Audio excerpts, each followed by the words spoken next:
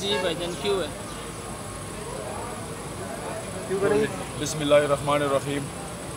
आज इस supreme court में हमारा मखसूस नशिस्त वाला केस लगा हुआ है। मैं तमाम दोस्तों का शुक्रिया अदा करना चाहता हूँ क्योंकि जेल से आते हुए मेरा पहला दिन है और जिस बेबुनियाद और गलीज़ किस्म के मुकदमे में मुझे इन्वॉल्व करके उसमें 780 324 जैसे सेक्शन लगाए गए हैं जो कि जिनकी सज़ाए मौत है।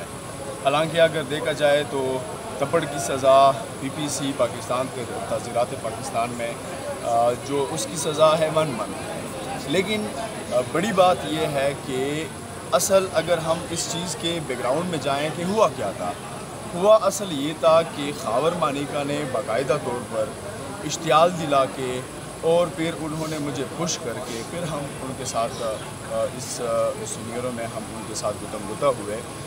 लेकिन जो गलीज़ किस्म के अल्फाज खावर मानिका ने इस्तेमाल किए थे यकीनन वो बर्दाश्त के काबिल नहीं थे। लेकिन मुझे वो अपने आप पे वो आ रहा है कि मैंने कोर्ट के अंदर कैसे सब्र किया, क्योंकि कोर्ट के अंदर 40 मिनट जिन अल्फाज से खान साहब को और खान साहब की मुर्शिद बुशरा बीबी को जिन अल्फाज से उन्होंने मुखातिब किया यकीनन वो बर्दाश्त के काबिल नहीं थे। लेकिन हमने कोर्ट के डेकोरम का ख्याल रखा, लेकिन बाहर भी उन्हीं अल्फाज और गालियाँ देते हुए और स्पेशली खावर मानिका के साथ जो 20-25 लोग नामालूम वो कोला के ड्रेस में थे, वो लोग पता नहीं कौन थे, कहाँ से थे, लेकिन उन्होंने मज़ीद जो थे वो इसी प्लानिंग के साथ आए हुए थे कि किसी भी तरीके से हम कोर्ट का डेकोरम ख़राब करके हम इस केस को ट्रांसफ़र कर सकें। तो यही सारी सिचुएशन थी। उसके बाद मैं जेल गया, जेल से कल ही वापस आया हूँ। तो मैं पूरे पाकिस्तान का शुक्रिया अदा करना चाहता हूँ कि उन्होंने मेरा साथ दिया, सच के साथ रहे। इंशाल्लाह जो भी सच के साथ होगा तो हक जो है हक उसका साथ ज़रूर। अच्छा फतेह भाई बताइएगा कि जिस तरह आपने कहा कि नाज़ेबा और गलीज़ अल्फाज जो हैं वो इस्तेमाल किए गए, उसके बाद आपने उनके ऊपर अटैक किया और जो शिक्कियाँ आपके ऊपर लगाई गई, क्या आप एक दहशतगर्द थे और क्या समझते हैं आपके ऊपर इंतकामी कार्रवाई की गई है या किस किस्म की?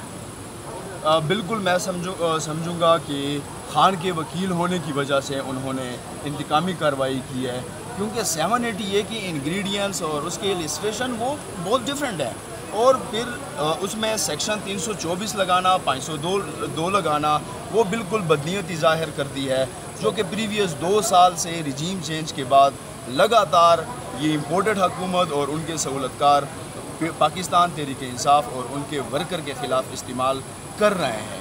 लेकिन हम उनको ये मैसेज देना चाहते हैं कि आप लोग जो भी करें, जिस तरह भी करें, खान के सिपाही हमेशा मजबूत चट्टान की तरह ठहरा रहता है। ये एक 780 है, 10 और 780 कर ले, इंशाल्लाह हम इसी तरह मजबूत खड़े रहेंगे। सर आप पर जेल में कोई तशद्दुद भी किया गया है? जेल में तो तशद्दुद नहीं किया गया। हाँ, हवालात में बहुत ज़्यादा एक्सट्रीम लेवल पर मुझे तंग किया गया और ज़हनी टार्चर किया गया। जेल में भी उन्होंने मुझे ज़हनी टार्चर किया और स्पेशली हवालात में तो 3 दिन लगातार उन्होंने मुझे सोने नहीं दिया, क्योंकि बार बार SHO और जो IO हैं वो कहते हैं कि ऊपर से प्रेशर है कि आपको सोने ना दिया जाए, ऊपर से प्रेशर है कि आपको ज़हनी टार्चर किया जाए। फिर मैं उनको कहता रहा कि जनाब आप IO हैं, IO का काम है केस में एविडेंस कलेक्ट करना, न कि किसी को टार्चर करना या ज़हनी टार्चर करना। लेकिन आप देख रहे हैं प्रीवियस 2 साल से जो कुछ इस मुल्क में चल रहा है, हम उसकी भरपूर मज़म्मत पहले भी की है, अब भी हम करते हैं। लेकिन वो जो भी करें, जिस तरह भी करें, इंशाल्लाह हम हक़ के साथ और सच के साथ डट के साहब ये बताइएगा, खावर मानिका साहब ने ऐसे कौन से अल्फाज इस्तेमाल कर लिए थे जिस पर आप सिर्फ हुए और मजबूर हुए जो आपने किया था? कोर्ट में जो अल्फाज खावर मानिका ने इस्तेमाल किए यकीनन वो तो मैं यहाँ पे नहीं बोल सकूँगा, क्योंकि इस तरह कोड वर्ड में अगर कुछ कहना चाहिए। कोर्ट वर्ड में तो मैं ये कहूँगा कि बहुत गलीज़ और कोर्ट के अंदर उसने गालियाँ दी और बाहर आते हुए क्योंकि मैं फ़ोटो स्टेट के लिए गया था, वापसी पर उन्होंने मुझे पुश करके कहा कि आप बेगैरत हैं, खान के वो कुल आप बेगैरत हैं, और फिर वो भी हमने बर्दाश्त किया। लेकिन इसके बाद खान साहब को गालियाँ दी गई जो कि बिल्कुल बर्दाश्त के काबिल नहीं है। और हमारे मुर्शिद को जब गालियाँ کوئی دیتا ہے تو ہم سے بالکل بھی برداشت نہیں ہوتا، اور آئندہ بھی یہ ہر ایک بندے کو ہم کہنا چاہتے ہیں کہ کچھ بھی کریں، جیسے بھی کریں، قانونی کارروائی آپ لوگ جو بھی استعمال کرنا چاہتے ہیں کریں،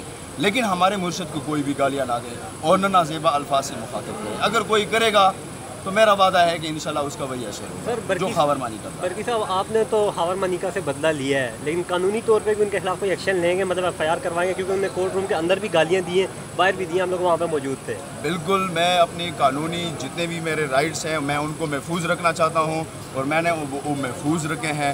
باقاعدہ میں ان کے خلاف استغاثہ فائل کروں گا، کمپلینٹ فائل کروں گا، ان کے خلاف بھی اور 20-25 نامعلوم لوگوں کے خلاف بھی، اور جو اس میں شکے لگائے گئے ہیں 4-5 ان کے خلاف ہم کویشمنٹ میں جا رہے ہیں ہائی کورٹ، اور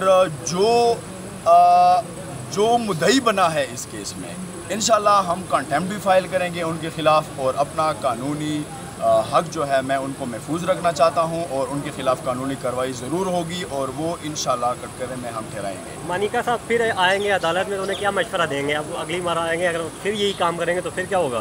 مانیکا کو یہ کہنا چاہتا ہوں کہ وہ اپنی قانونی چارہ جوئی جاری رکھے، ہمیں کوئی اعتراض نہیں ہے، لیکن اگر کوئی نازیبا الفاظ وہ دوبارہ استعمال کرے گا تو اسے ڈبل سبق ملے گا۔ وہ اس لیے کہ خان صاحب اگر جیل میں ہیں تو صرف خاور مانیکا کی وجہ سے، صرف اس عدت نکاح کیس کی وجہ سے 2 سال پریویس 5 سال خاور مانیکا لگاتار یہ کہتے رہے کہ میں بڑا پاک دامن ہوں، عمران خان بڑا پاک دامن ہے، بشرا بیوی بڑی پاک دامن ہے، لیکن جب اس کو اٹھایا جاتا ہے 40 دن وہ اغوا ہو جاتے ہیں، اس کا سافٹ ویئر اپڈیٹ ہو جاتا ہے، اپڈیٹ ہونے کے بعد اس کے سارے جو لینگویج ہے وہ چینج ہو جاتی ہے، اور غیرت جو ان کا بو بھی ہے وہ بھی نزدیک ان کے پاس نہیں پہنچتا۔